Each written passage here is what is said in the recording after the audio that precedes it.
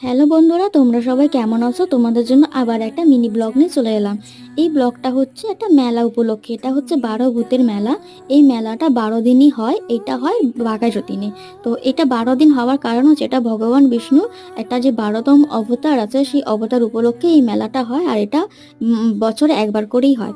তো আমি এই মেলাটা ফার্স্ট টাইম গেছি, গিয়ে আমার খুবই ভালো লাগলো।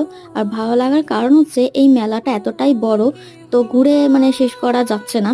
আর এত কিউট কিউট সব জিনিস আছে এখানে যে কি বলবো। তারপরে এটা দেখতে পেলাম, তোমাদের সাথে শেয়ার করলাম, এটা দিয়ে নাকি অনেক রকমের মিষ্টি তৈরি করা যায়, যেটাকে মিষ্টির ছাঁচ বলা হয়। তো এত ভাল লাগলো দেখে যে অনেক সুন্দর লাগলো আমার এখানে গিয়ে। তাই জন্য তোমাদের সাথে শেয়ার করছি, তোমরাও যাও। আর এই যে এখান থেকে যেটা আমি খাচ্ছি, এটা হচ্ছে লোটে মাছের ফ্রাই ছিল। তো এই স্টলটা ছিল ডায়মন্ড হাবড়ার থেকে, ওনারা স্টল নিয়ে এসেছিল। তারপর আমি চলে গেছিলাম ঢাকাতে। না না, সত্যিকারে ঢাকাতে যাইনি, মেলাতে স্টল ছিল ঢাকার পিঠে। তো সেখানেই গেছিলাম। তো তোমরাও যেও, তোমাদেরও অনেক ভালো